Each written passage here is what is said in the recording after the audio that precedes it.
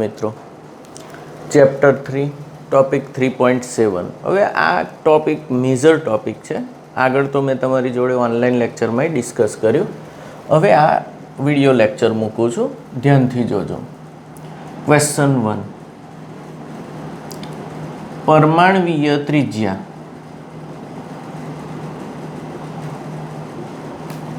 એટલે શું?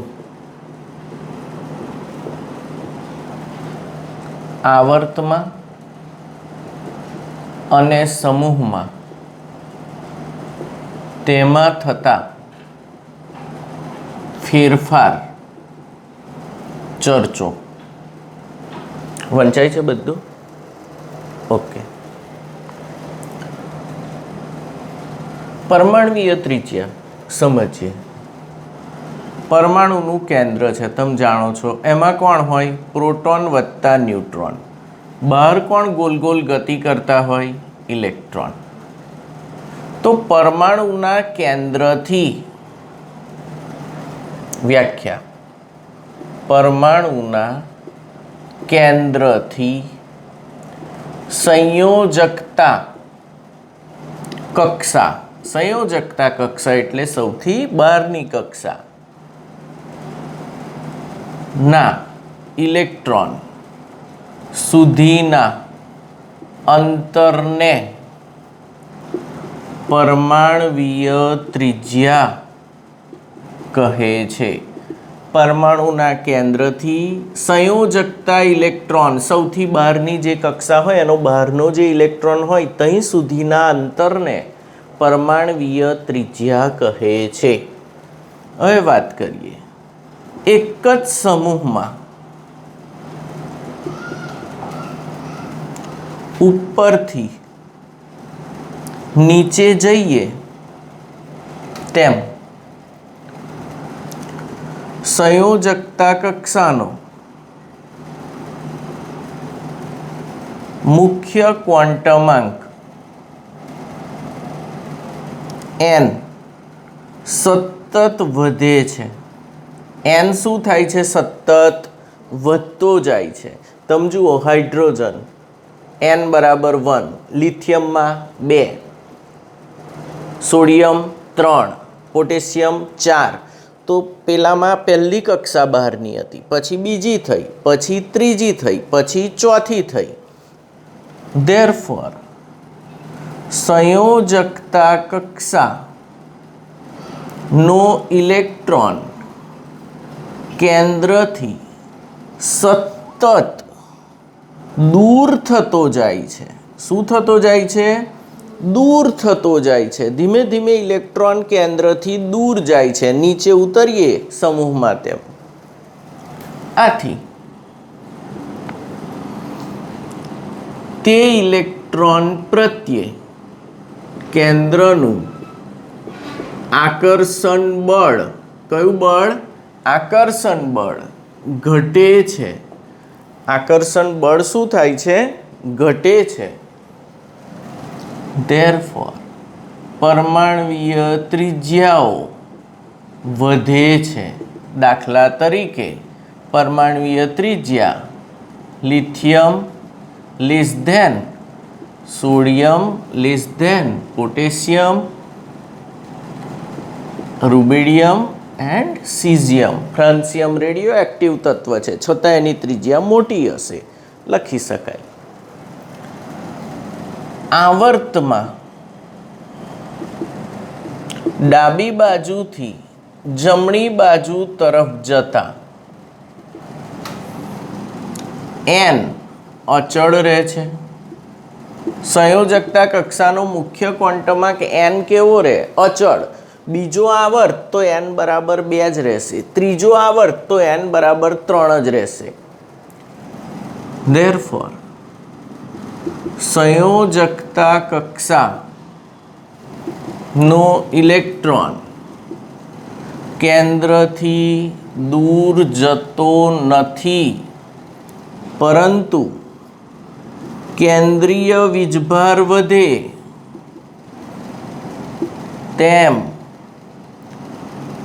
સંયોજકતા ઇલેક્ટ્રોન પર કેન્દ્રનું આકર્ષણ બળ વધે છે, કેન્દ્રનું આકર્ષણ બળ શું થઈ જાય છે? વધે છે. ધેરફોર કક્ષા સંકોચાય છે. કક્ષા શું થતી જાય? સંકોચાય. તો મુખ્ય ક્વોન્ટમ આંક n કેવો હોય છે? અચળ. તો ઇલેક્ટ્રોન એટલા ને એટલા જ અંતરે હોય, પણ કેન્દ્રમાં પ્રોટોન વધતા જાય તો બહારની કક્ષાના ઇલેક્ટ્રોનનું આકર્ષણ શું થાય? વધે. તો એ કઈ બાજુ ખેંચશે? અંદર બાજુ. ધીમે ધીમે જેમ પ્રોટોન વધે એમ અંદરની બાજુ ખેંચી લેશે. આના લીધે કક્ષા સંકોચાય છે. ધેરફોર પરમાણવીય ત્રિજ્યાઓ ઘટે છે. દાખલા તરીકે બીજા આવર્તમાં લિથિયમની ત્રિજ્યા સૌથી મોટી, પછી બોલો બેરિલિયમ, પછી બોરોન, કાર્બન, જલ્દી, નાઇટ્રોજન, ઓક્સિજન, ફ્લોરિન. તો આ બધા માટે n બરાબર કેટલો છે? 2. પણ પ્રોટોન શું થતા જાય છે? વધતા જાય છે. પ્રોટોન વધે છે, અંદરની બાજુ કક્ષાને ખેંચશે, એટલે ઇલેક્ટ્રોનનું કેન્દ્રથી અંતર શું થાય છે? ઘટે છે. તો ત્રિજ્યાઓ શું થાય છે? ઘટે છે. ઓકે, તો અહીં તમારી વાત થઈ પરમાણવીય ત્રિજ્યા. 3 માર્કનો આ પ્રશ્ન પૂછાય. આ રીતે એનો આન્સર લખાય. હવે આગળ ઓલરાઈટ, પછી પીવું.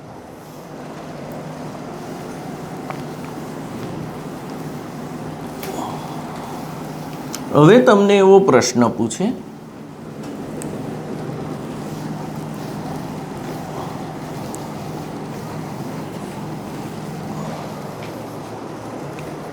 ક્વેશ્ચન 2, આયોનિક ત્રિજ્યા એટલે શું?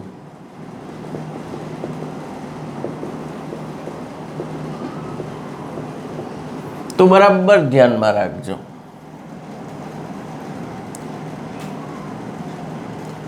આયનની ત્રિજ્યાને આયોનિક ત્રિજ્યા કહેવાય. આયનની ત્રિજ્યાને આયોનિક ત્રિજ્યા કહે છે. અથવા આયનમાં કેન્દ્રથી સંયોજકતા ઇલેક્ટ્રોન વચ્ચેના અંતરને આયોનિક ત્રિજ્યા કહેવાય. આયનમાં કેન્દ્રથી સંયોજકતા ઇલેક્ટ્રોન સુધીના અંતરને આયોનિક ત્રિજ્યા કહેવાય. આયનમાં કેન્દ્રથી સંયોજકતા ઇલેક્ટ્રોન સુધીના અંતરને આયોનિક ત્રિજ્યા કહેવાય. જેમ પરમાણુ ઇલેક્ટ્રોન આપે તેમ તેના પર ધન વીજભાર વધે છે. ધન વીજભાર શું થાય છે? વધે છે.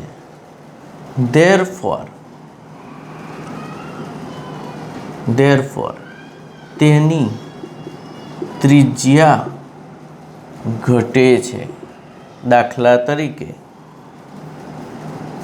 સમઇલેક્ટ્રોનીય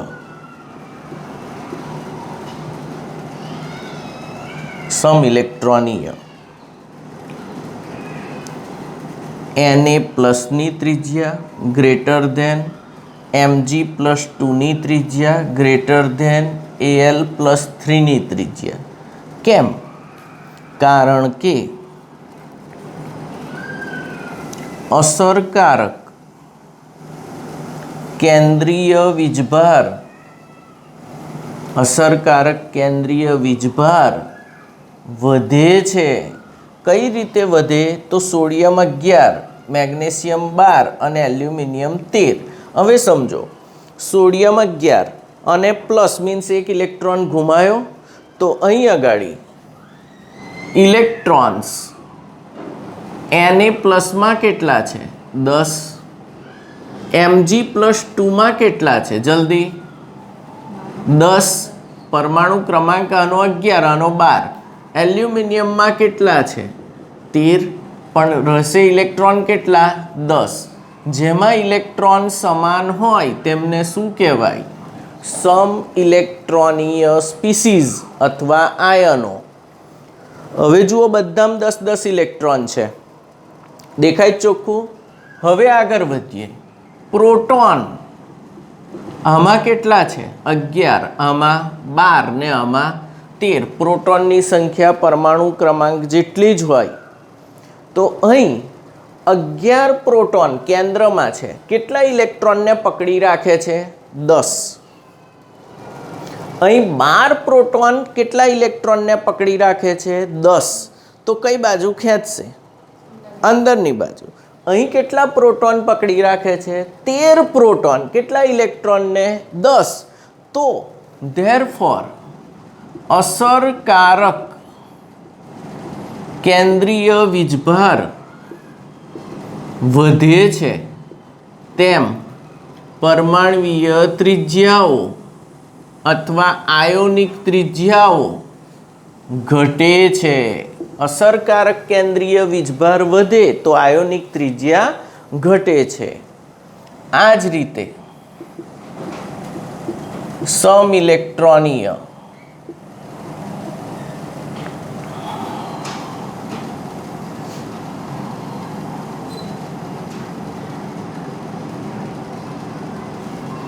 F માઇનસ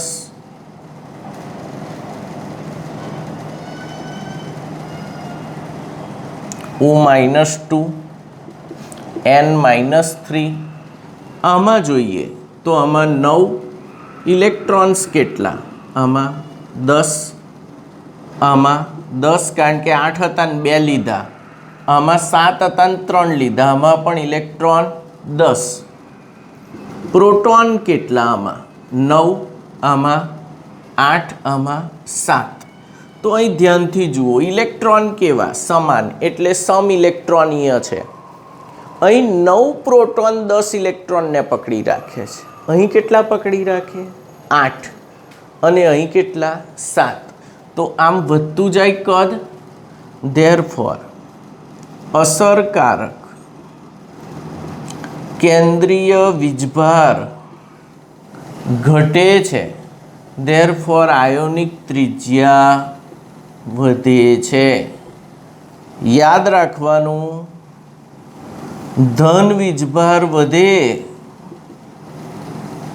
તેમ આયોનિક ત્રિજ્યા ઘટે અને ઋણ વીજભાર વધે તેમ આયોનિક ત્રિજ્યા વધે. જો ધન વીજભાર વધે ++2 +3 તેમ આયોનિક ત્રિજ્યા શું થાય? ઘટે. અને ઋણ વીજભાર વધે તેમ આયોનિક ત્રિજ્યા શું થાય? વધે. મગજમાં ઉતરે છે? હવે તમને સમઇલેક્ટ્રોનિયમાં પૂછે, અહીં આગળ મેં બીજો આવર્ત લીધો, એના પછી ત્રીજા આવર્તમાં જઈએ તો P-3 નું કદ કેવું હશે? મોટું. કોના કરતાં? S-2 કરતાં. Greater than Cl-. આ રીતે પણ લખી શકાય. કમ્પ્લીટ. હવે એકાદ દાખલો જોઈ લઈએ. એનો પ્રશ્ન 3.7 નો કોયડો 3.5 ધ્યાનથી જોઈએ. આ બાજુ કેમેરો ફોકસ કરજે.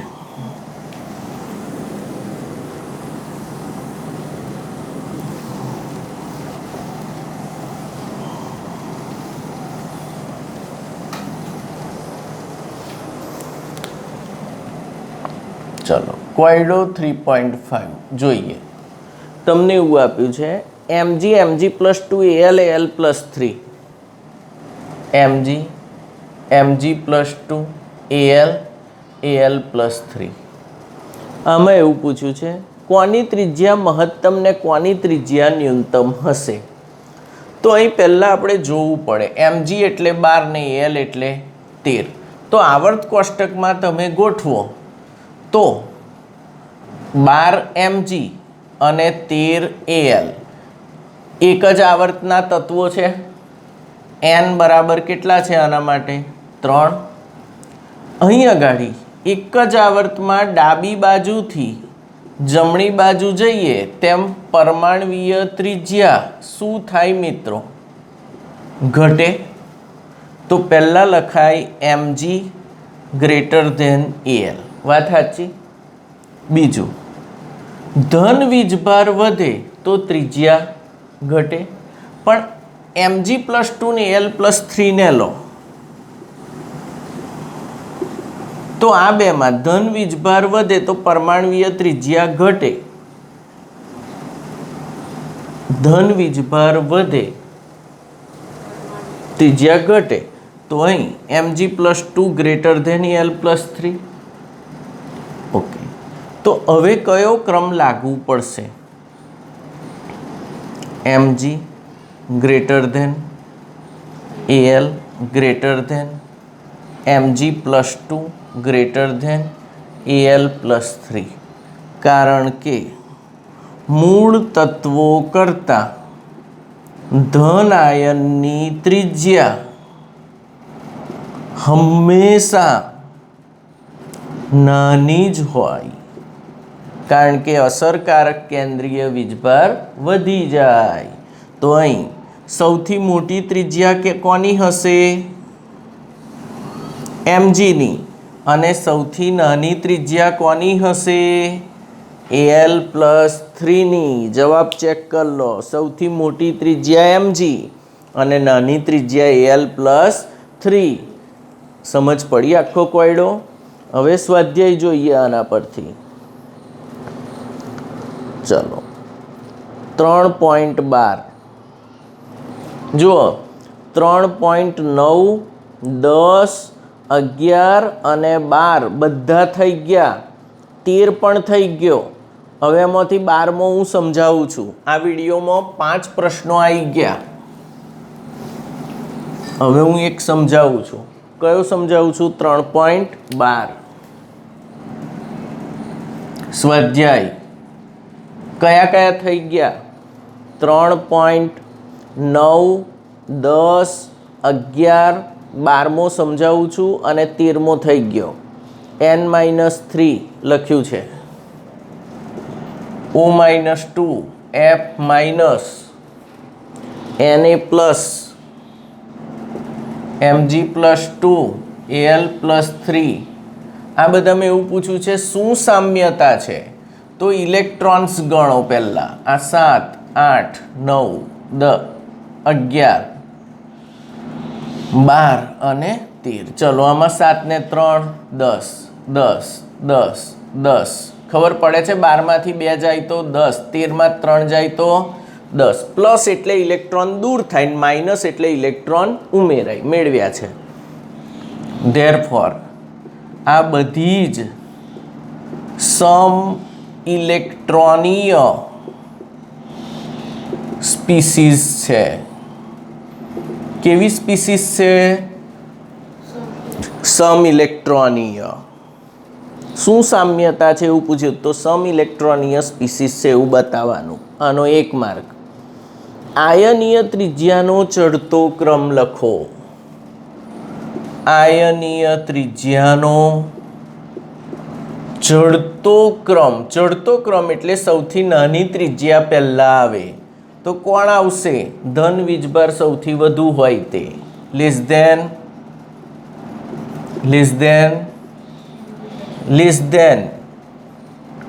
F minus less than O-2 less than n-3. આ કેવો હશે? સૌથી વધુ ત્રિજ્યા.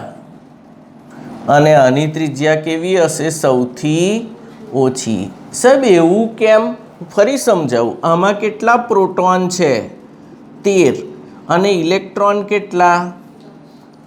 13 જણા 10 જણને. આ 13 જણ કેન્દ્રમાં છે અંદર, અને આ 10 જણ બહાર સર્કલમાં છે. આ 13 જણ 10 જણને ખેંચે છે. તો કઈ બાજુ ખેંચશે? અંદરની બાજુ. અહીં જુઓ પ્રોટોન કેટલા? 7. અહીં 7 એટલે 7. ઇલેક્ટ્રોન્સ કેટલા? 10. કેન્દ્રમાં 7 પ્રોટોન છે અને બહાર 10 ઇલેક્ટ્રોન છે. તો કેન્દ્ર અંદરની બાજુ ખેંચશે કે ઇલેક્ટ્રોન એમને બહારની બાજુ ખેંચશે? ઇલેક્ટ્રોન મુક્ત થશે એટલે ત્રિજ્યા શું થઈ જશે?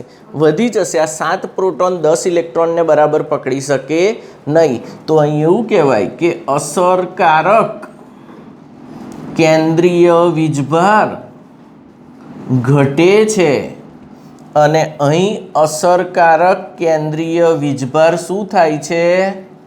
વધે છે. 13/10 પર વધ્યો અને 7/10 પર એટલે શું થયો? ઘટ્યો. આવડશે? ફિનિશ.